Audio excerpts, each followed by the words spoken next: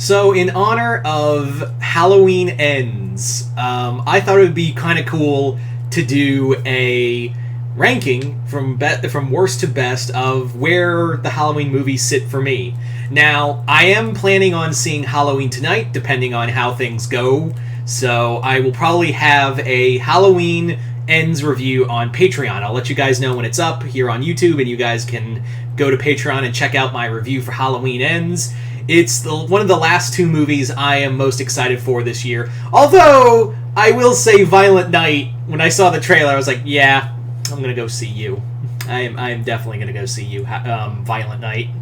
But, as it stands, Wakanda Forever and Halloween Ends were the last two movies I was very excited for this year. Now, let's get into the rules. I've done these before, and yeah.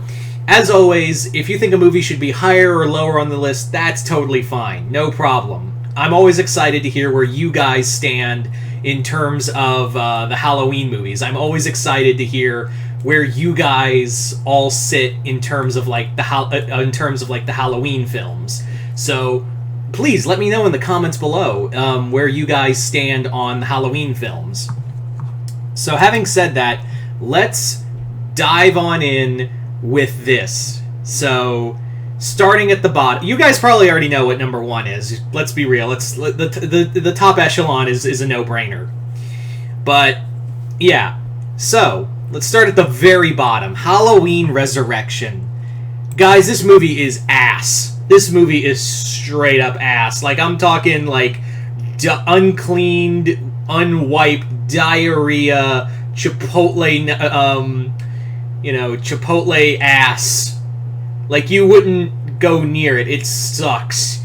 This was a fuck you to its first movie, H20. And this movie is... I've never been able to sit through this movie. It's so bad. I've never been able to sit all the way through this movie. I can't stand the characters. It's an insult to the legacy of Halloween. And while I think there are movies that are that also are weird, this one is like, at least other movies try to like encapsulate what Michael is all about, being this unknown terror. At least they try to succeed at that. Here it's fucking pointless.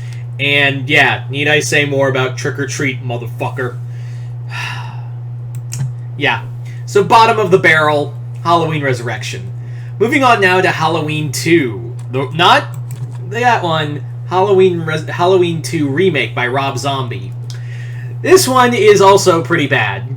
It's also another movie I've only sat through once because of how god-awful it was. I've never been able to watch it since. This movie is... While I do think I'll get to the remake at some... don't worry, the remake's on this list. But this movie is just wild. That's all I can really say. Tyler Mane as Michael Myers... I think he's a really good Michael Myers. But everything about this, all these characters are just awful. This encapsulates everything wrong with Rob Zombie films. And I'm someone who really loves Devil's Rejects, and I even took some enjoyment out of 31, even though I know that movie's not great. And I really dug House of a Thousand Corpses. Having said that, though, this movie is a perfect encapsulation of just the director didn't know what to do. The studio mucked with his work. It's garbage. It's straight up like... It's just bad. Now, I will say that at least he didn't try to do the same movie twice. I can't fault Rob for, wanting to do a different movie from the first one. I think he just went too balls out on this one and didn't work. He shot 500 and he missed. Anyway, so moving right along to the next one is Halloween 5, Revenge of Michael Myers. Oh, God. You know how I said, like, Halloween Resurrection was a total fuck you to the previous movie, which was great? This is the same thing, but worse. Because this is a movie that was made that had no idea, that was flying by the seat of its pants. This was a movie that was literally just, let's go all out and see what happens. Like, this is the movie that literally is just the epitome, the fucking epitome of we don't know what the fuck we're doing. And that's insane to me. Because their shit in here they just threw in for sequel bait and they had no idea what to do. And also, they just... Tina. That's all I gotta say. Just fucking Tina and those goddamn cops. I will say what puts it above the other two is that I think there are some neat, decent kills in here. And there is some nice cinematography, but it's bad.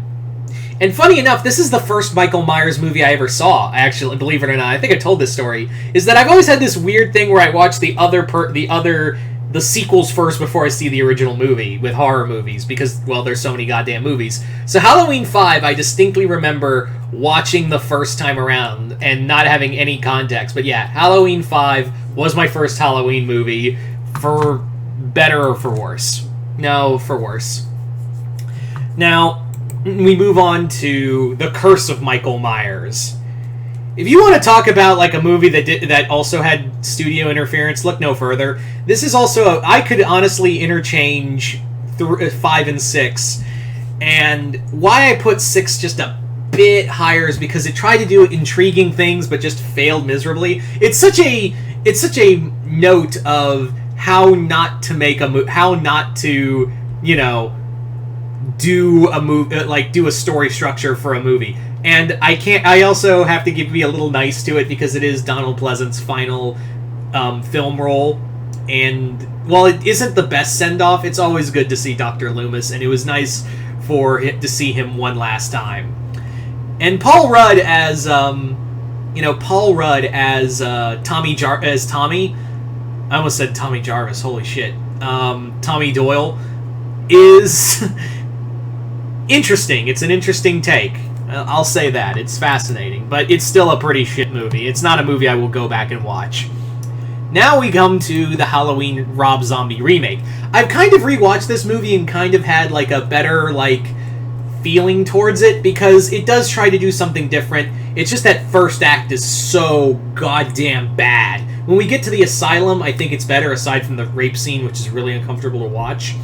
I think it does it justice. I think it does just the brutality that Michael is capable of. And again, Tyler Mane is a really good Michael Myers. He is definitely the most brutal Michael out there. Again, it's just the first act is just a slog to get through. It is a fucking slog, and the Laurie Strode in here is nowhere near as interesting as Jamie Lee Curtis, but then again, that is a really fucking hard act to follow. But again, I think Rob wanted to do something different, and I think he succeeded, for better or for worse, depending on who you ask. But I still don't like this movie. The thing is these first few movies I'm ranking could all be interchangeable, and movies I don't enjoy. I will never enjoy watching in the Halloween, universe, or Halloween, filmography, I should say, not universe, filmography. So yeah, those all movies are movies I'm like, no, thank you.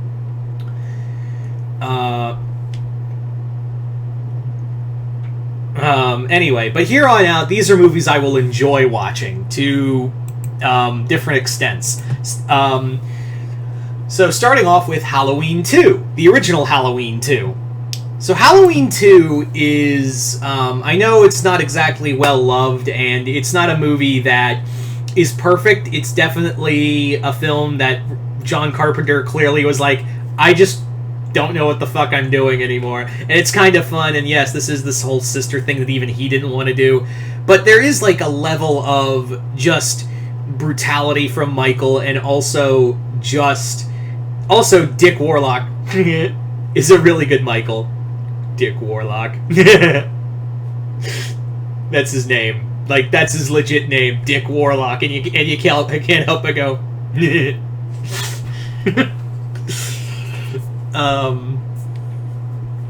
But yeah, I think it's a well done movie. I do think it is kind of meandering, and also I feel like it doesn't have its full potential. But there is a lot in here, and it is a nice slasher movie too. But yeah, so Halloween 2.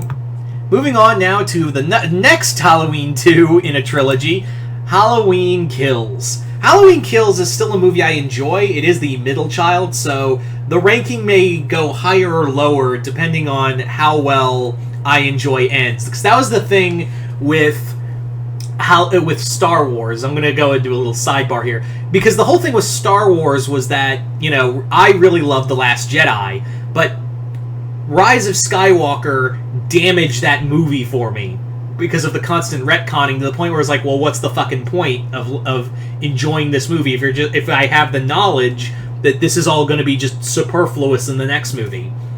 So we'll see how well Kills stacks up with how Ends goes and how much it wants to retcon. Or I don't think it's going to retcon deaths, but I think of like how much it's going to be worth it to see Ends and how well it connects with Kills.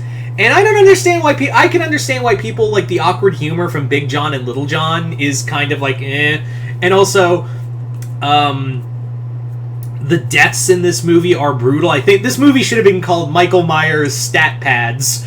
Because, yeah, that's really... This movie called Halloween Kills involves a lot of fucking killing. I think this is some of the best kills in the movie. This is definitely the most savage we've seen Michael outside of the Rob Zombie movies.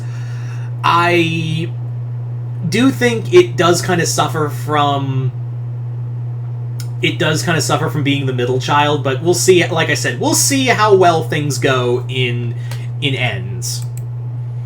Moving on now to Halloween H20. Halloween H20 is a damn good movie, and it's a great film that Jamie Lee Curtis returned for Laurie Strode, and I'm gonna be wondering how well this competes with in terms of like ending the story of Michael and Laurie for this franchise compared to this. Although Resurrection retconned it, but yeah. H2O is a lot of fun. It's definitely born from that Scream era, and yeah, I've always found it interesting. Of all the slashers, Michael has always been the consistent one to always come back, and is always the product of those slashers, and also reawakening the slasher genre. Obviously Halloween spawned all these different slasher sequels. Then you had Halloween 2, which was a product of those slashers.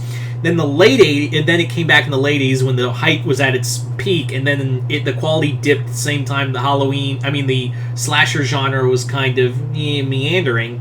Then you had being superfluous in the early 90s. Then came the late 90s post-Scream era, and Halloween adapted to that. Then it had the early 2000s, MTV generation kind of style film, followed by the horrible remakes. And then you come back and it reignites the slasher genre and horror genre for these requels. So it's it's kind of like Halloween has always been intrinsically tied to the horror film industry on a whole. But getting back to H2O, I think it's a very well put together film. I really enjoy I think Jamie Lee Curtis's performance is at her peak in this film. Not to say like her recent performances are bad, but I think this is like peak Laurie Strode performance for Curtis. I also do enjoy the kills. I still think the CGI mask is terrible, but it's fun to watch. It's definitely a great time. Anyway, so moving on now to the big ones, the big four for me. And starting off, we have Halloween 4, The Return of Michael Myers. Halloween 4 was a great return to form and had, Jamie Lloyd and Danielle Harrison becoming a scream queen, and she carries that movie on her back the entire film. And there's some great kills in here. I know Michael looks dumb with the shoulder pads and all that, but I don't care. This was a great show of Michael Myers being like a force of fucking nature coming after you. And I really dug that. The mask is dumb, but I think the story kind of carries it. And also, again, Donald Pleasance is back. It was very much like a return to form, and it felt like the stakes were higher. And it really did make Michael feel like just this force of nature and not controlled by some Halloween cult. It sucks because it's the start of a trilogy that is not good. This is the peak, and it's all downhill from here for the Thorne trilogy. Anyway, moving on to, and this is where, as one of my favorite YouTubers, Cody Leach, said, this is where we separate the men from the bitches. Because this is my third favorite Halloween movie, Halloween 3, Season of the Witch. Yes, I know, no Michael, and it's this bizarre story, but I don't care. I feel like if this movie wasn't called Halloween 3 and just called John Carpenter's Season of the Witch, people back then would have been more open to it, and I feel like there wouldn't be such a divisive, look back on this film in any way, shape, or form. Having said that, though, this is a great film. It's a great science. It's like this great sci-fi horror mixing magic with technology, which I wish more people in films would do, of mixing magic and technology and doing more shit like that. It's bizarre, it's weird, and it's got one of the best endings for any horror film, in my opinion. So, yeah. So, moving on now to Halloween 2018. This was the return, this was the big 40 years later, and this movie delivered on everything for me in terms of, like, Michael Myers, the film, and yes, it does start a trilogy that is divisive, but everything's every film franchise is divisive these days. I've come to just fucking accept that. But this was a great opener. This also kick-started the, the return of Ghostface, Leatherface, for lack of a better, for worse. And we're getting Exorcist next year. We're getting Exorcist in the next, next year. We're getting, there's more talk for, Nightmare on Elm Street coming back. There's rumors that the court settlements for Friday the 13th are over just so they can get a Jason movie out because of the success of the Halloween franchise. So yeah, this movie, once again, like it did back in the 70s, like over 40 years ago now, this movie did it. This movie kickstarted a new era of horror films, the requel era of horror films, and I can't fault it for that. Does it have its flaws? It does, but it's a Michael I really love. It's a Michael that you don't understand. You will never understand, and he's just this force of nature coming after you, and you don't understand why. So there you go. And my favorite Halloween movie, to the shock of fucking no one, it's Halloween, the original film, 1978. This is just a linchpin in horror. When you talk about great horror films, Halloween is in the top 10 for everyone. If you were to like favorite horror films, Halloween is usually in someone's top 10 and usually in like high levels of the horror films. It was what put John Carpenter on the map. It was what started a whole era of slashers.